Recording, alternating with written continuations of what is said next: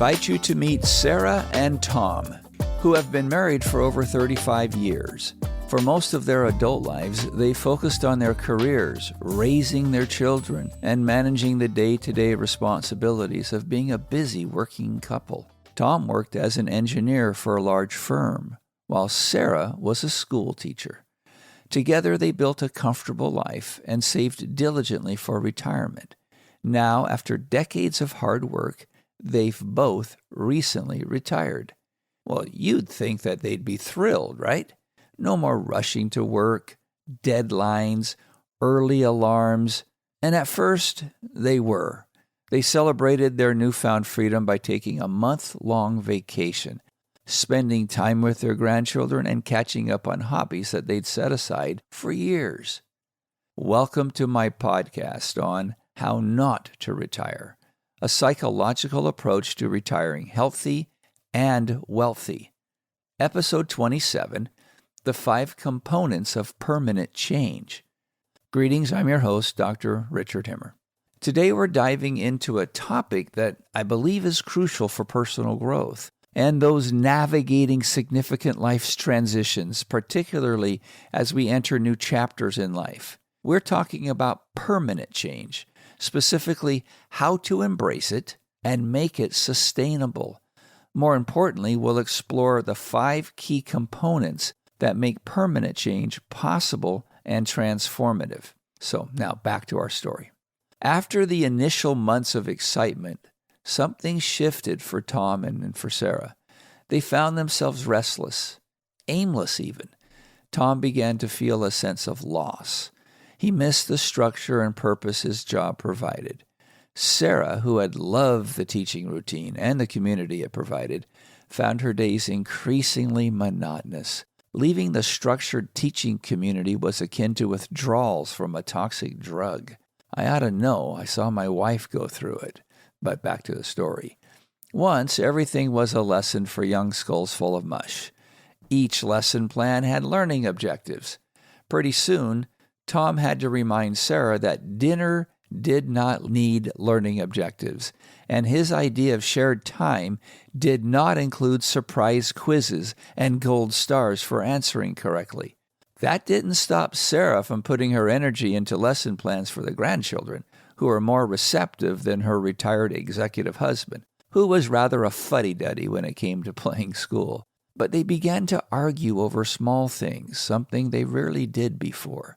Both were struggling with the transition from their structured lives to this new chapter, where the expectations and demands of their careers suddenly were gone. While sitting on the porch one evening, Sarah turned to Tom and said, "I thought this would be the happiest time in our lives, but I feel lost. We've spent so much time planning for this, but no one told us it would feel like this." Tom nodded in agreement, feeling equally unsettled. They both realized that while they had been preparing financially for retirement, they had not prepared for the emotional and mental shift that came with it. This is when their journey, and where their journey, really began. The journey of change. They had to redefine who they were, both individually and as a couple, without the identities that had carried them for so long as both a teacher and an engineer. They realized that the next chapter of their lives required a different set of tools. They needed to grow, not in the ways they had before, but in entirely new and sometimes uncomfortable directions. And that's where our conversation today begins. Many people, like Sarah and Tom, resist change, because it's uncomfortable, especially when it challenges long-held identities and routines. But the truth is, permanent change is not only possible, it's necessary for growth and fulfillment, no matter what stage of life you're in. Today, we'll explore the 5 essential components of making that lasting change. So, component number 1, authentic self. The first step in making transformational change is discovering and embracing who you are, your authentic self. This is your true identity, the core of who you are, beyond the roles you've played in your life, whether as a parent, a spouse, or in your career. Oftentimes, the role of a parent, the role of a spouse, or the role of an engineer or teacher is not your authentic self. It's just the role you're playing. Somewhat like the Greek word persona. It's a stage mask. It's who you are being at that moment. That doesn't mean that part of your identity can't be, because there are principles associated with it. But sometimes we get stuck in our role at the expense of our identity. So, personal story, many years ago on an Alaska cruise, I asked my sister-in-law, and yeah, you heard that right. I took a cruise with my in-laws, and I lived to talk about it. Anyway, we were walking into one of the entertainment activities, and we had a few minutes. So I asked her a very straightforward question on the topic, letting her know that I'm doing a little research, and let's just call her Maggie. I told her I was researching the material on which I was going to question her, and that I'd been working on it for like 15 years, and I would like her take. And so she agreed. So I said, Maggie, who are you? And she said, I'm a mother. And I responded, okay, but now that your children are raised, who are you? Well, I guess, she said, I'm a grandmother. Okay, I continued. Are you actively engaging with the grandchildren, meaning do you live with them or do they live with you? And she said, well, no, but I'm constantly thinking about them and what I can do for them. And by the way, you should know that at the time, Maggie was a kindergarten teacher, so this is very germane to Sally. And then she continued, and I'm always sharing ideas and learning opportunities with them. Okay, I summarized. So you will always be a mother even though your children are raised, and you're actively enjoying the role of a grandmother when possible. But who are you? By now, Maggie was tired of the questions and wishing for an early start to the show, but I looked at her waiting for an answer. She pondered it a little while, and then she looked at me and she said, I'm Mac's wife. That's who I am. And that was as far as I got. I asked the question a few more times and received the same answer about being Mac's wife. She pretty much avoided me for the rest of the cruise, but the conversation was enlightening, at least it was to me. Maggie's identity was tied to her family responsibilities and her relationships, her role. That's wonderful. I mean, how many husbands, children, and grandchildren in the world would give anything to have a Maggie in their lives? But who is Maggie's authentic self? Is there more to life than being a wife, a parent, and a grandparent? There's a strong argument for the principles of being a wife, which I alluded to earlier, or being a parent and a grandmother, and how they transcend into all aspects of life. But what happens when the husband's no longer there, and the children and the grandchildren move away? What then? A big part of Sarah and Tom's struggle came from realizing that they tied so much of their identity to their jobs. Sarah was, quote, the teacher, and Tom was, quote, the engineer. But now that they're retired, they had to ask themselves, who are we without those roles, those personas, those stage masks? They had to dig deeper to rediscover their authentic selves beyond their professional titles. So many of us spend years living in ways that are shaped by external expectations, whether from society, our families, and our jobs. But real, lasting change requires that we peel back those layers and get to the heart of who we truly are. It means asking tough questions like, what really matters to me? Or, what do I truly enjoy now that my time is my own? For Sarah, this meant reconnecting with her love for art, something she had not touched in years. And for Tom, it meant exploring his passion for woodworking.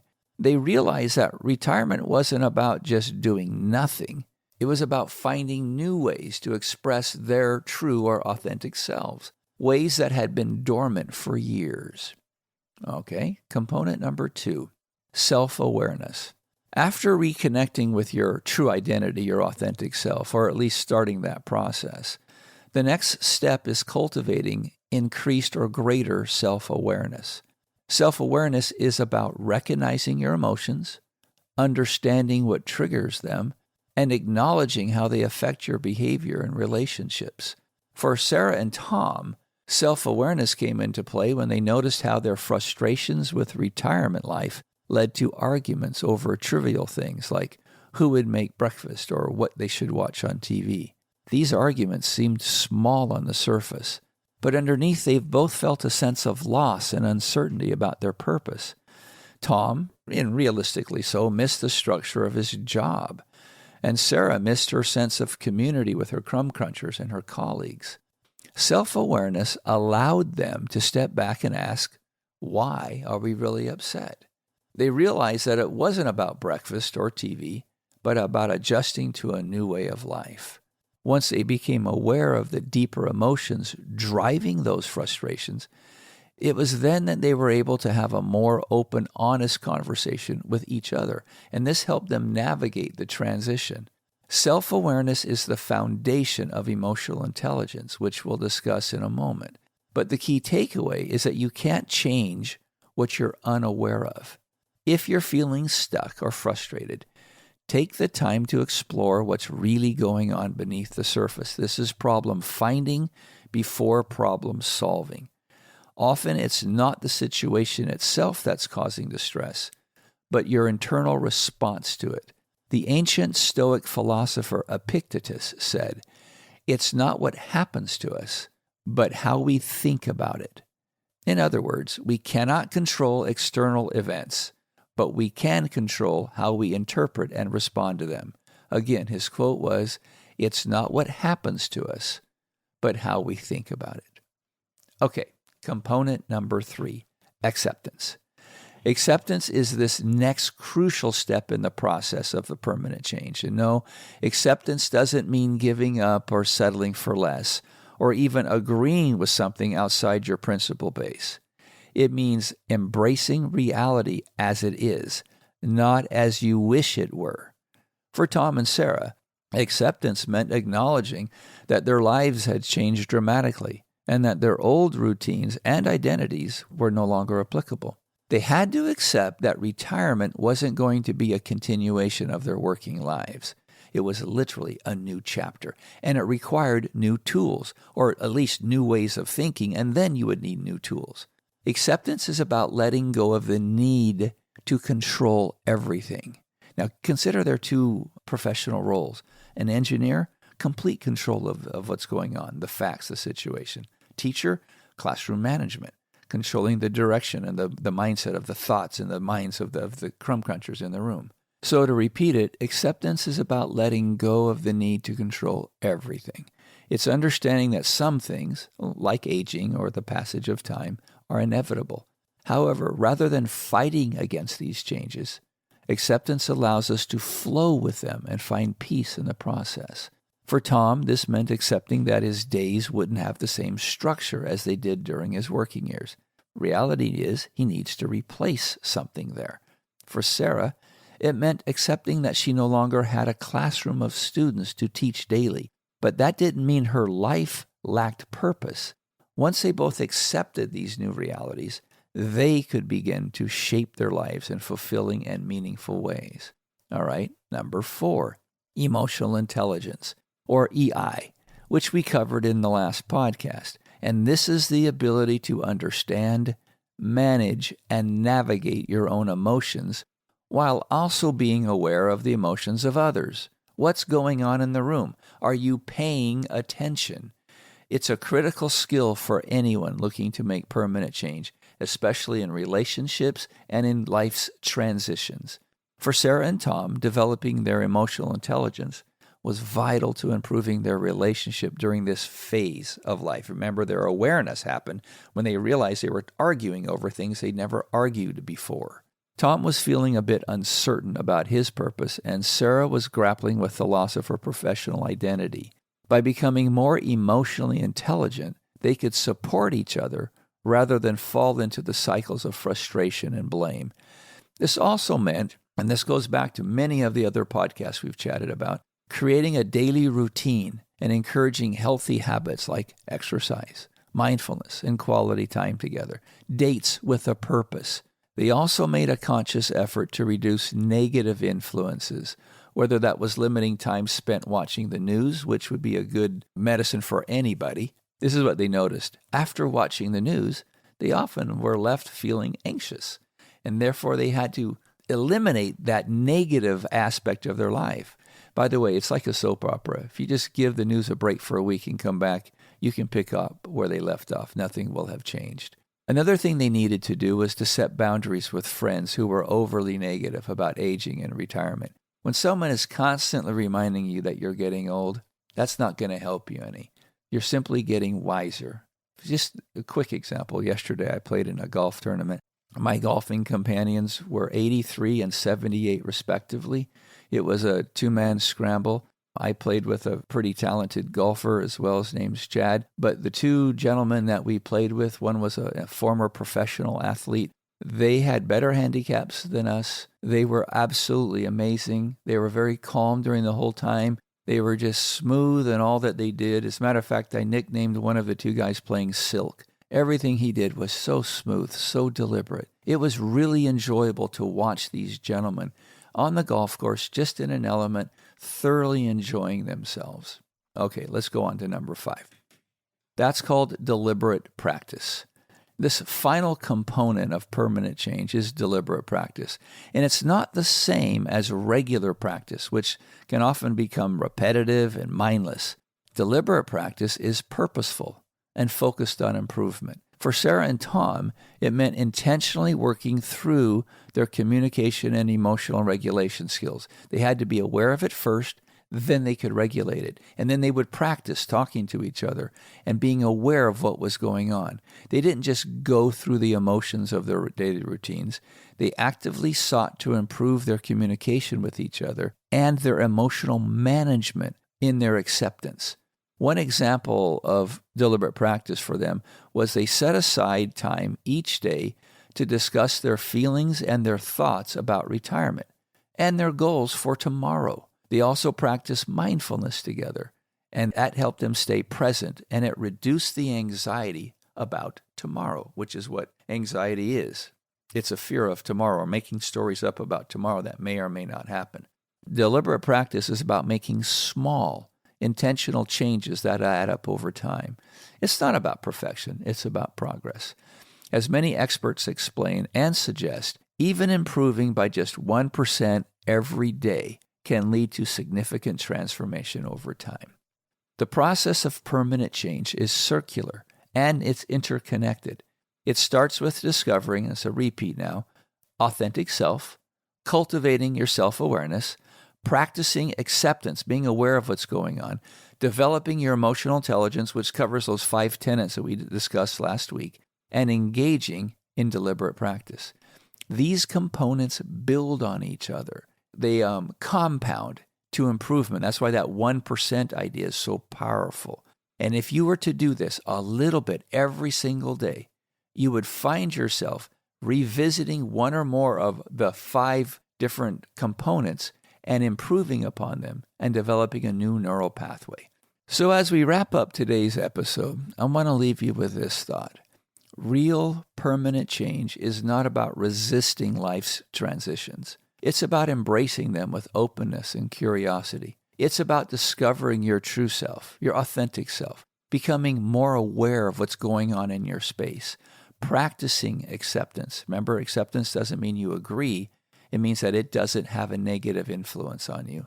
Developing emotional intelligence skills and committing to deliberate practice one small step at a time.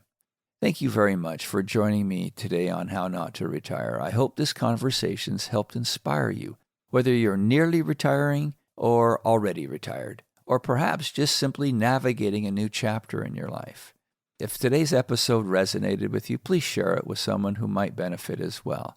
So until next time, keep growing, keep learning, and keep living your best self. And remember, don't try harder, try different.